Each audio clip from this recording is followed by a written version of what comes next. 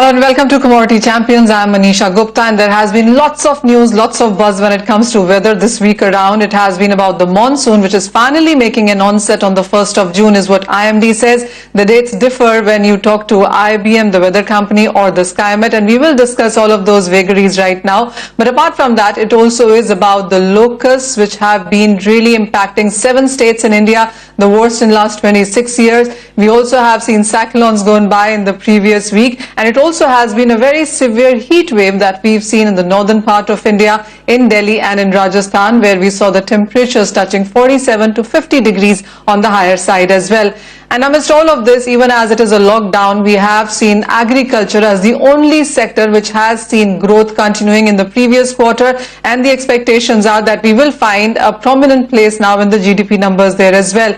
Well, the food grain production is also expected to be at record highs as per the latest government data, at around 295.6 million tons for the year 2019-2020. And even as we are looking at a stronger monsoon, good water reservoirs, and a lot of reforms and packages that the government has put out, the farmers do say that they needed immediate relief, and that has not come. Even as the agriculture has been open as an essential services, the farmers have not been able to get their cost of production even. That is a survey that has come in, and that tells you that farmers as a sector is not really happy right now. We will discuss all of that. Joining us are our guests, Jatin Singh, CEO SkyMet. We have with us Himanshu Goyal of the weather company IBM. Siraj Chaudhary is MD and CEO NCML, and Dr. Ramesh Chand is member Niti Aayog. But let's talk about the weather first. And Jatin, what is your sense? Because you have been talking about on how the onset could be earlier. The IMD's date was 5th of June, which they have now changed to 1st of June. What is leading to an early or timely onset as we see it? And what's your sense on the progress further? I think the synoptic conditions were strong, and we had an indication about 2 weeks ago. We said 28 plus minus 2. More or less, most of the conditions are fulfilled. We are waiting for some data. By tomorrow evening, I think we'll be declaring that the monsoon has made it to rain, the winds are fine. And there's a low pressure that is going to push itself up. So Bombay will start raining pre-monsoon on the 1st. And a pretty, one of those solid Bombay showers that we expect on the 3rd going into the 4th. So monsoon is on time and monsoon is strong, and at least the first fortnight you have circulations coming up, and after that dies down, you can already see the Bay of Bengal revving up. You're getting into a somewhat La Nina-ish phase, so all seems to be good with the monsoon.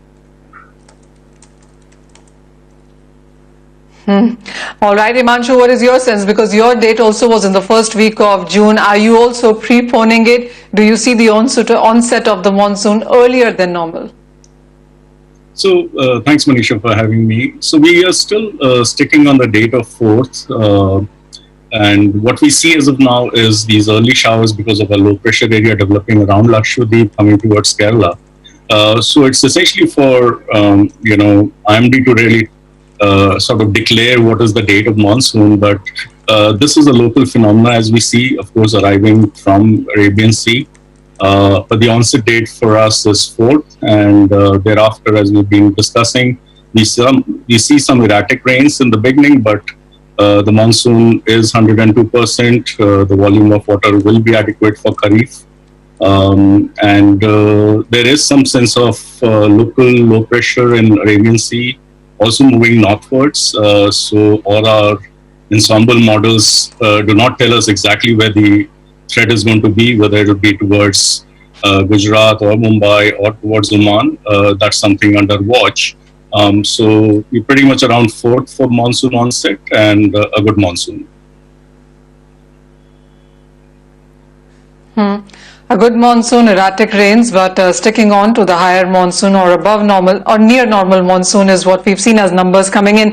Jatin, going forward, how does it look to you? Because we've just gone through a locust attack scare and the worst in 26 years. And the feeling has been if it doesn't go away in time, the Kharif could be delayed. But with the monsoons as a big positive news that we've seen come in this week, how are you looking at the distribution of this? Because Rabi clearly did not go so well for the farmers, even as the produce was available. There still are reports suggesting that nearly 10% farmers could not even harvest or sell their produce.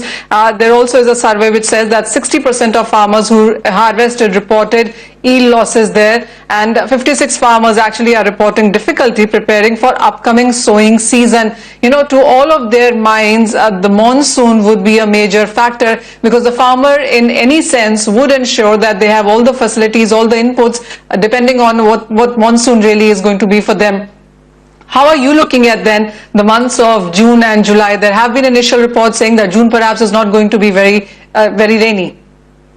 You see, this is one of the better situations. You have a mild La Nina that is on, and it should be stable. Also, the picture from the in agriculture is a little complex. You see, you've got a record uptake of fertilizer and seeds, fertilizers, and now seeds also. If you talk to any seed company, say it's going off the charts.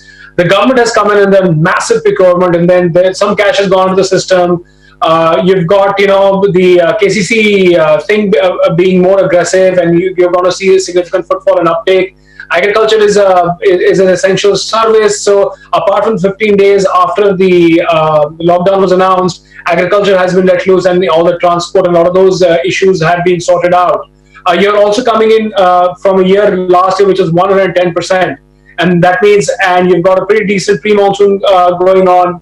And that means there is a lot of moisture. We've been talking for years. A lot more times than not, you've gone in with your reservoir levels being limited. Your reservoir levels are absolutely fine.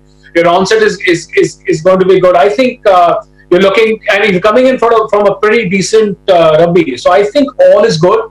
Obviously, we're looking at a spoiler for locusts, and locusts do need moisture to grow. But I think the government is doing more. Right now, because it was an intra-seasonal, so there's not much crop, so the damage is somewhat limited. And I think the government is doing a lot for from drones to pesticides, a lot of chemicals. I think, please correct me if I'm wrong, are being made available, or those have been delisted, have been listed again. So if you're able to manage the locust issue, and if the projections continue to be what they're supposed to. There are more chances of this monsoon succeeding, and at least from a produce level being good than not going into Kharif 2020.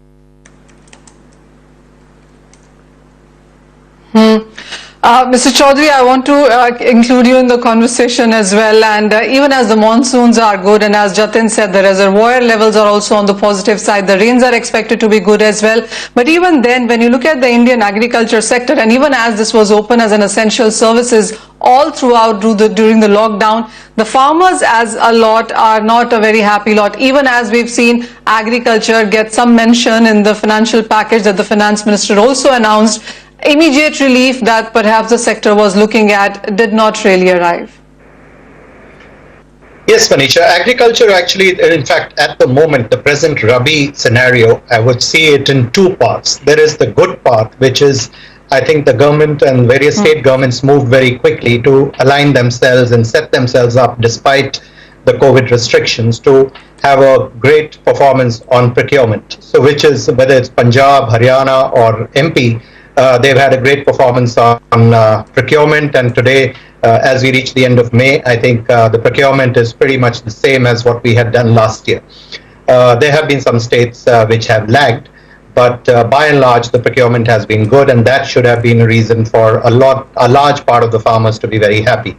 And I would add to that the procurement which NAFED has done for pulses and chana and mustard, and that also would have gladdened the farmers who were participating in that procurement. That is the good side. The negative side, and which is where the farmers are probably suffering, is that part of the country where the government procurement is not there. And the reality is that there has been a demand compression. Every crop feeds into some product or some end product which goes to the consumer. So if it is about wheat, then it is about biscuits and noodles and everything else in the food processing industry that entails consumes wheat. And the private procurement has actually been lower. And I say that because we are a warehousing company, and we actually see a lot of large food companies giving up warehousing space, which somewhere means that they are probably foreseeing lower stocking, which is linked to their lower consumption demand. So that is one. If I look at maize, which goes largely into poultry and not just the food part, but then it's also a starch which goes into textiles and paper and everything. That has seen a significant drop in prices. I mean, today in Bihar, the maize prices are trading significantly below the minimum support price. Another crop which has mustard, of course, is trading below support price. There is barley, which goes into beer manufacturing, and given that we've had a season which has been washed out for the beer industry. So, and even when you look at the fresh fruits and vegetables, I mean, there's a large section that is consumed by the horeca or the hotel and the out-of-home consumption, which has not happened. So wherever the consumption has been compressed, and the farmers which are serving the needs of those sectors are actually suffering. Another limitation has been the lack of working capital, because all the big players or small players are suffering from capital deficiency, so they are not building stocks. So as a result, the farmer has become or commodities has become the carrier of the stocks also, and is actually carrying the working capital burden of those crops. So that farmer is actually suffering. It sure is the case, yes. Even as the monsoon has been a bearer of good news here, we are still awaiting, of course, the first showers. But agriculture as a sector seems good, but within that, the farmer doesn't. And that really seems to be an issue right now into this one. But with that, we'll take a very short break. When we come back, we'll talk about the road ahead, expectations, and how is the next 4 months really panning out. We'll talk all about that.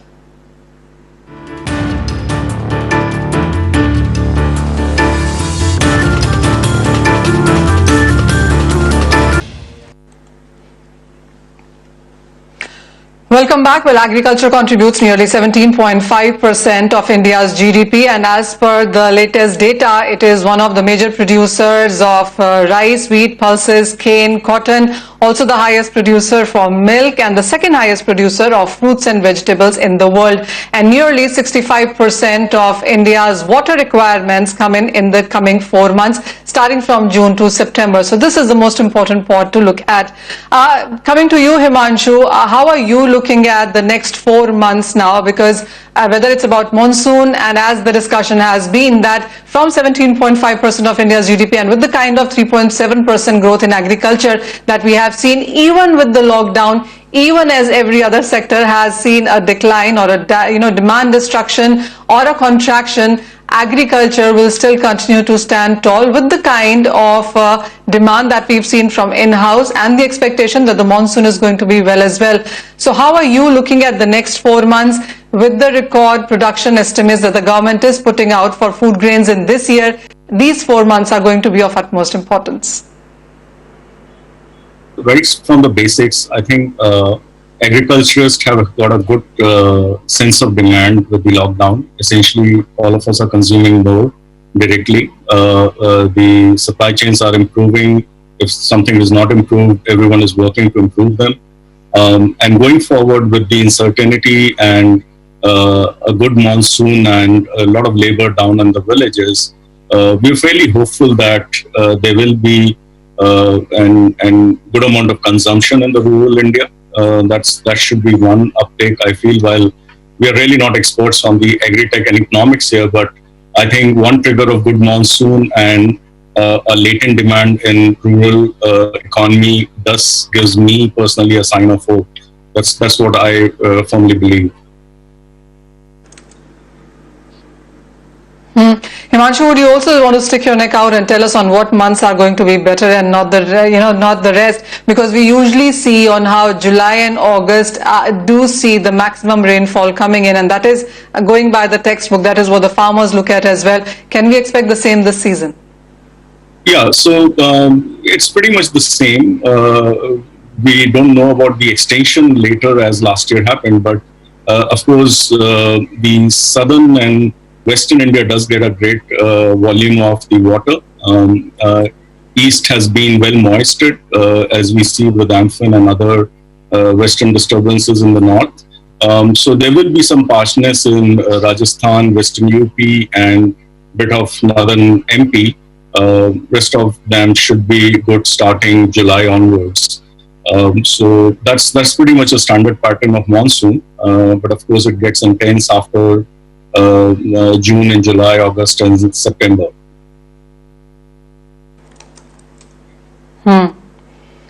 Jatin, what is your sense? Have you still, yet worked onto the special distribution, month-wise distribution? I mean, is there any cue to look for in that too?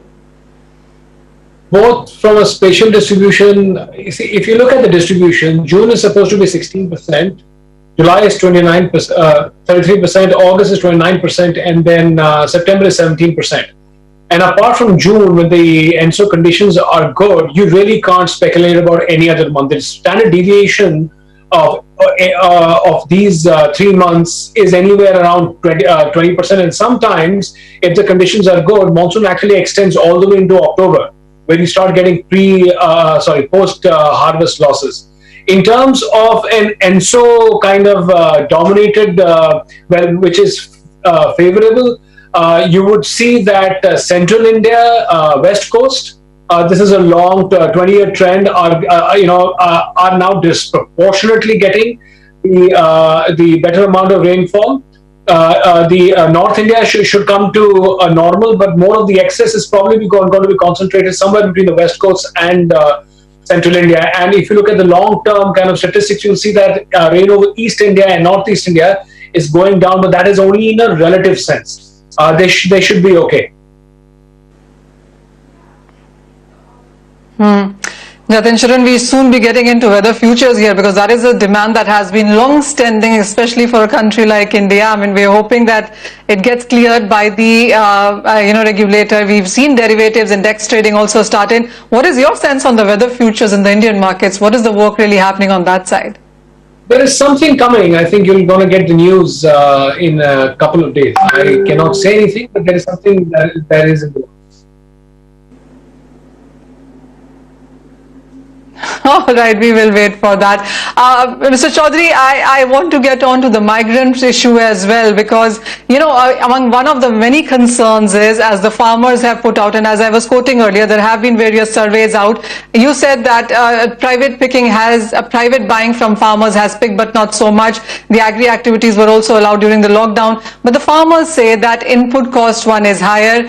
Two, they would clearly need more directions on how to go through with the weather problems, and also with the lockdown. And the third thing is that the migrants returning to villages could stress the rural economy, one, and finding labor easily for the farms is going to be yet another issue. How are you looking at the lockdown concerns as they stand right now and its impact on agriculture? See, there'll be again, the two sides. There, specifically on the labor issues, there will be states which will actually be having surplus labor. So you actually have reports coming in where farmers are saying that earlier they needed to go out and look for labor. Now the labor is coming to them saying that, please give us some work. That's one story. The other is that there are states states like Punjab, which go in for replanting paddy, maybe looking at direct seeding of paddy, because there is not enough labor, or the cost of labor, as we are reading and knowing, is almost doubling up in some of these states. So there are going to be two stories, states which will have more labor and cheaper labor, while the others will suffer. The other impact is going to be, and which I think will be a big support if done right, is the stuff that the government has today and which can feed the rural economy is the stocks of grain. And as the people have access to grain in the rural areas, I think the basic food needs would be taken care of if the distribution is good. And so therefore, the hunger issue would be addressed. Farmers going forward will, having the experience, particularly about what the government is buying and what the government is not buying, will probably make their choices. We can look forward to the crops which actually get procured by the government getting more support from the farmers, and you could see an increase in planting of those crops versus crops which have actually had lower price realization. So, if you ask me, I would say that the farmer would be probably reluctant, and so would be the state governments in the south where they plant maize in Kharif, because seeing the current Kharif prices or Rabi prices of maize, that may not be a great incentive for people to go in for that. So similarly, crop choices will be made based on where the farmer sees demand coming or where the current price signals are. The positive signal is that if anything that is being procured by the government, that will be a good crop to go for, because that will get taken. For the other crops, I think those choices will have to be made very selectively by the farmer. There is optimism because of the Kharif, because of a good monsoon. So the farmer has all the right natural ingredients to look forward to a big crop. But I think we will need to watch the consumption patterns, because ultimately these crops don't mean anything unless they're consumed. And if we are seeing a reduction in consumption, and while the home consumption is going up, the reality is that out of home consumption, which is a large, whether it is industry, whether it is hotels, restaurants, or the whole Horeca segment as it is called, if that is not coming back to normal, which at least in current estimate unlikely, that will have an impact on food consumption. And foods that go directly into that consumption and are grown by farmers will have to be a little more, will probably feel the pain a little more. Sure, yeah. Well, that point is well taken. Thank you so much, Jatin, Himanshu and Mr. Chaudhary for joining us with that discussion. So clearly the good big news is the monsoon, which is expected to be normal and on time. The crop choices from the farmers will clearly depend on the demand and the procurement from the government. Important is that some states will have cheaper migrants and the others very expensive, because a lot of migrants have moved on to the villages, and the stress on rural economy is the next big point as migrants return to their villages. So as I said, monsoon is the positive news. The others are still in work, but clearly agriculture is becoming a strong point in the GDP computation as well as during the lockdown. This is one sector which has continued to grow. But with that, that's all the time that we have on Commodity Champions. Thank you for watching.